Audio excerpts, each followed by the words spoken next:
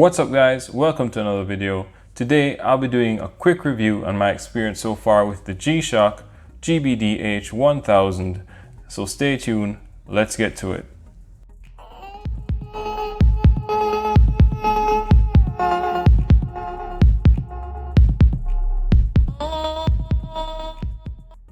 So to kick things off, let me just say this is Casio's response to the smartwatch and active lifestyle market. A brand new rugged, feature-stacked 5-sensor, dual charging, heart rate monitor and GPS smartwatch. And trust me, they haven't disappointed. So I've had this watch for about 2 weeks now and I'm absolutely in love with it. So let's just jump into it and let me just start with the build quality of this beast. As fans of G-Shock has come to expect, this watch is built in a shock-resistant case with Casio's patented hollow core guard structure that protects against impact and vibration, which is a lot of jargon for just saying this is a real tough watch and standard G-Shock durability can be expected. The outer case is comprised of resin, which is this black feature here, as well as a stainless steel back, and is firmly held together by these hex stainless steel screws. All of this beauty can be strapped on with this wonderful white soft urethane band, and when I'm wearing it, it kind of gives me that Richard Mille vibes. I don't know, you guys can let me know if you have the same feeling. But yeah, one little quirk I found with it so far is when you squeeze it like this, it kind of creaks a bit. It doesn't bother me too much, but when you strap it on tight, you definitely hear it, especially when I'm working out, doing push-ups, you hear a bit of the creaking. It's not too bad, but you know, it doesn't bother me. Moving on though, another great feature of this watch is it is, G-Shock claims it's ISO water resistant to 200 meters. As you can see on the back, it's marked there. Water resistance up to 20 bar and can be used as a professional diver's watch.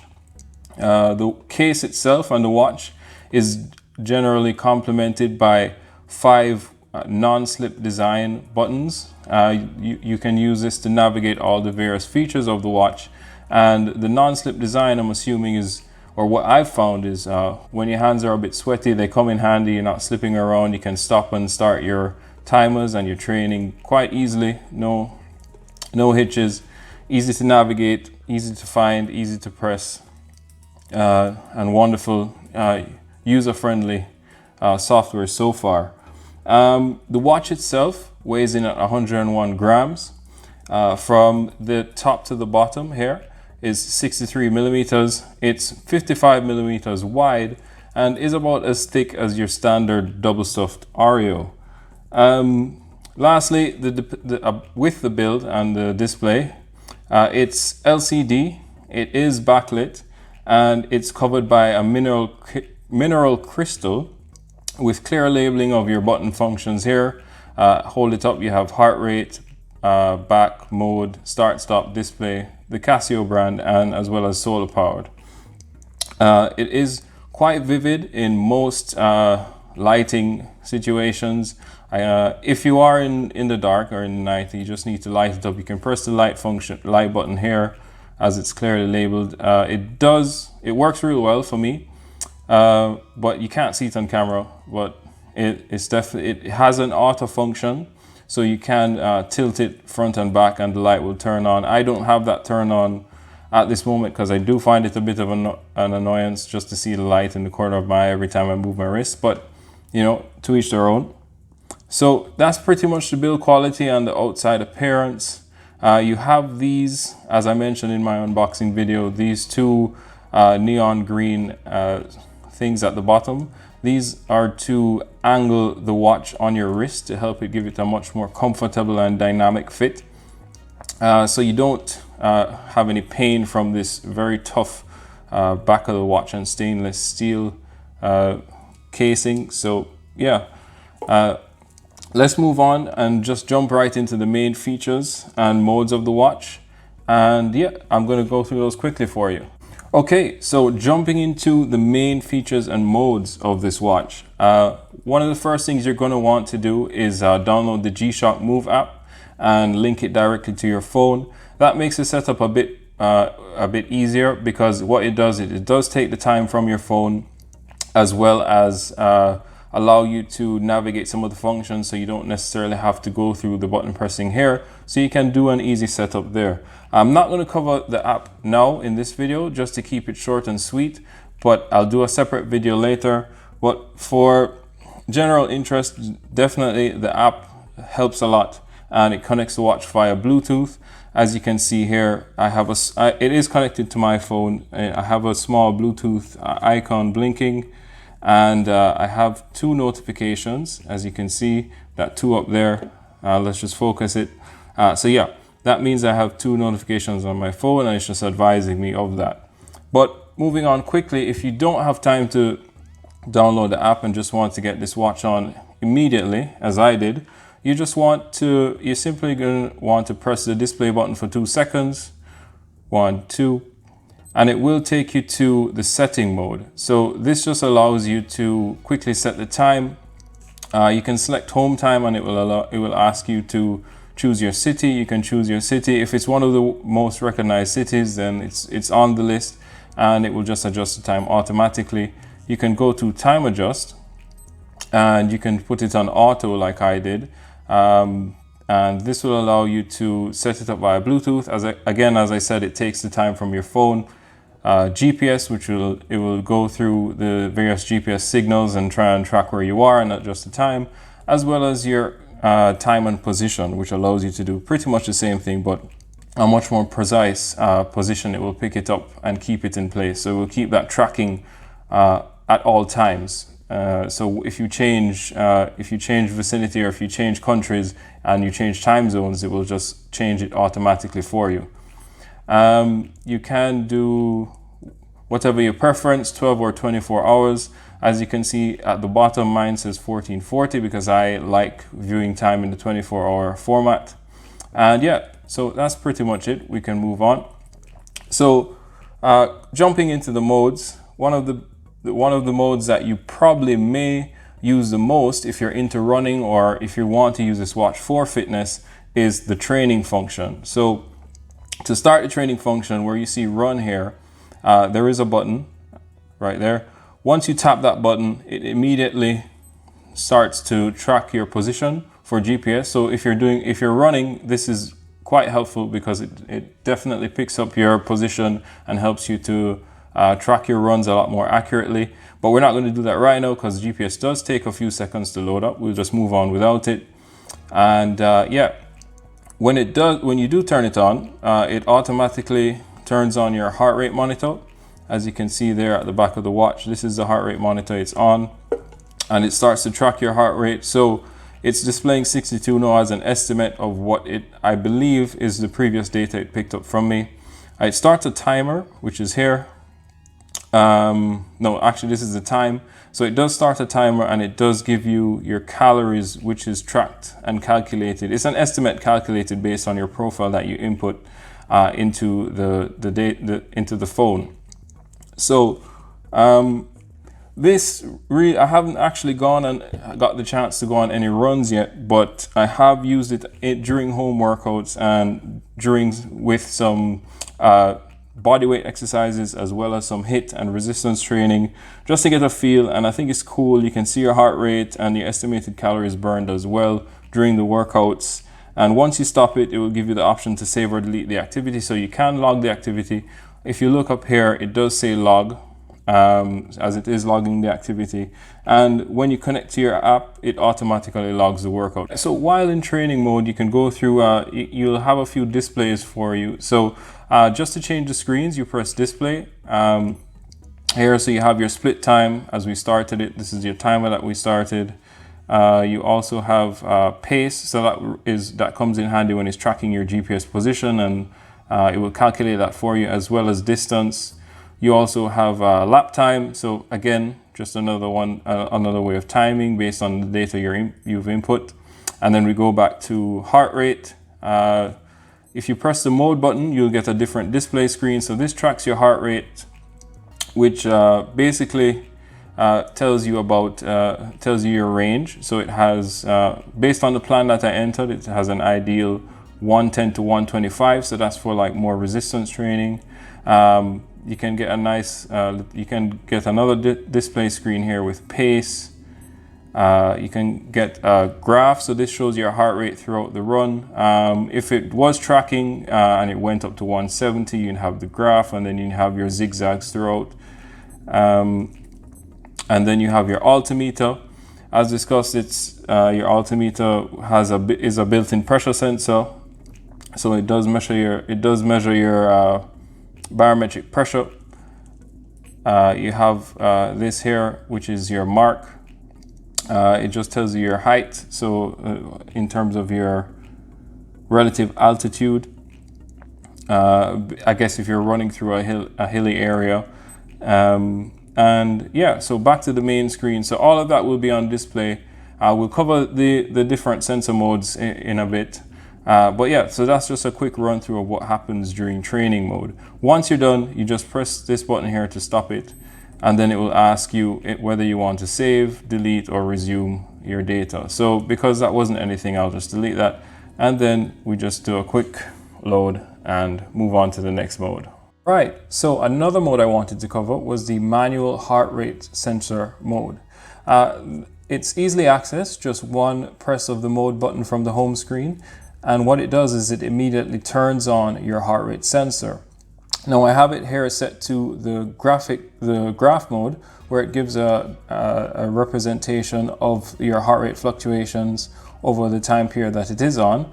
If you just want the standard heart rate mode, you can just press the display button here and it will show you. So normally it takes around 10 to 15 seconds to establish a heart rate since turning on the mode, and I found that it's quite accurate or quite consistent with what my phone seems to dictate. It's a useful mode. If at any point during the day you randomly wonder what my heart rate is or you want to track it, you're 10 seconds and a button press away from your answer. So quickly moving on from that, the next mode is your workout mode. Now workout mode is where we get to tailor the timers that we want to use and the splits and the sets to count down if we're just doing workouts. And if we turn on heart rate measurement all the time, it will show your heart rate at the bottom here, as well as the workout mode. This doesn't have any other screens, so we can move on from that. Your next, sorry, I went back. Your next mode is your stopwatch mode.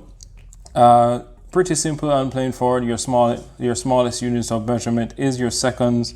We can start it here, and what it will do is just start and stop is done by this button, and move on from there. So your next mode is your compass mode. As you can see, it's pointing south-southwest. One thing with this watch is you have to program into it which hand you're wearing it on.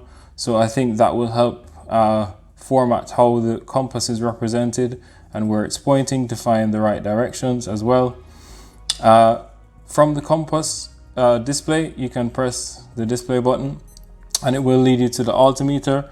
Again, as I said, it's a built-in pressure sensor which measures your barometric pressure, which is converted to relative altitude, and it has a measuring range between minus 700 and 10,000 meters. For those of you who think in feet, that's minus 2,300 feet to 32,800 feet. Moving on from there, you also have your barometer, which is a built-in air pressure sensor, and it measures your ambient air pressure and presents on the display based on or to indicate the weather patterns. So right now I have it measured in Pascal units, and yeah, so you'll have this being displayed. It also has a temperature gauge, or a thermometer built inside, sorry, and it's displaying 28.3 degrees. This can be influenced, as per G-Shock's guidance, by your natural body temperature if you are wearing the watch on your hand. So for the most accurate reading, they say to leave it outside or leave it on a table or something outside, a flat surface outside, for about 2 to 3 minutes, and it will be able to give you a more accurate representation of the temperature surrounding it. Yeah, so then we go back to the compass mode once we move on from there. The next mode after that is your activity log. So as you can see here, I've logged 6 workouts, and the distance it has recorded is 5.58 kilometers of a pace at 49 minutes per kilometer. So obviously, as I said before, I haven't done any running, but I use the training mode to kind of track my resistance and HIIT workouts. So this data here, it was tracked again, I'm guessing based on my movement and not necessarily based on the GPS tracking where I was going. So that's what the data is calculating and displaying there. Next, we have training status. So for this to be working, you have to log at least 10 minutes of running, and it updates your VO2 max twice a week once you've created your profile. So if we just go through here, VO2, which is your blood oxygen level, it just tracks it, and once you record 2 10-minute sessions of running, again, which I haven't done, it updates that for you. Recovery time, again, it checks that based on your running mode. So moving on from that, this is notifications, quite simple and straightforward. It tells you what notifications you have there, easily navigated with your display button up and down. You can press this button to select it and then check which notifications you have. Yeah, and then so that's pretty much it for the modes. All right, so let's just quickly run through the various display screens that you can access with the watch and how the data can be displayed. So the first screen we're going to look at is your daily step tracker. This is something that I mainly use. I like it because it helps me to track my steps throughout the day. Just a quick glance at the watch, you can keep track of where you are. It also has a nice 7-day tracker. So as you can see, we are recording this on a Sunday, so it's from Monday to Sunday. I didn't wear the watch yesterday, so I wore the watch for a few minutes yesterday, so barely any steps recorded on the Saturday, and so far I've gone around 4,200 steps on the Sunday. So this is data presented from the fifth and final sensor that we're going to discuss, which is the accelerator sensor, which measures your daily steps. It also displays your time and your date in a finer print there. So moving on, the next one is your status screen with your VO2 max and recovery time. Again, no runs recorded, so these two will be blank. It also shows you time and date. The next one will be your monthly step distance tracker. So as I said before, I've had the watch for less than a month, so this is not really displaying the information as it would normally after a longer period of time. The next one is your heart rate max and minimum, as well as the time. So if you do select the heart rate always on option on your watch, it will be displaying your heart rate there, as well as the minimum maximum for the periods that it has recorded. And lastly, you have the alternate time zone. So you can set another time zone that you want to keep track of. This one is by default on UTC, as well as my current time zone, and it is displaying, it is using daylight savings time as well, which is marked by the DST. So that's it for your various display screens. Again, I alternate between this one and this one, the daily step tracker. Really love it. So yeah, let's just move on to discussing a few other features. So that was pretty much it for the display screens. Let's just now talk about the dual charging system as well as the battery life. So the watch does have a dual charging system, which is solar powered as well as can be charged by USB. The site says that the watch to be charged from 0 to full via the USB charging system, it takes around 2.5 hours, and it also harnesses a high capacity solar charging system, which can harness the power of any light source for reliable watch operation with minimal impact on the environment. So, which brings me now to battery life. So yes, this watch has been touted for having amazing battery life for the smartwatch arena. And no, it can't quite power your Tesla just yet, but estimates provided by the G-Shock website show that it can give you approximately 12 months when in time mode, and when using time mode plus the heart rate monitor function, about 66 hours, which includes the power saving function and the heart rate sleep mode. So far from my experience, I've only charged it once to full power. It came with 4 out of 6 bars.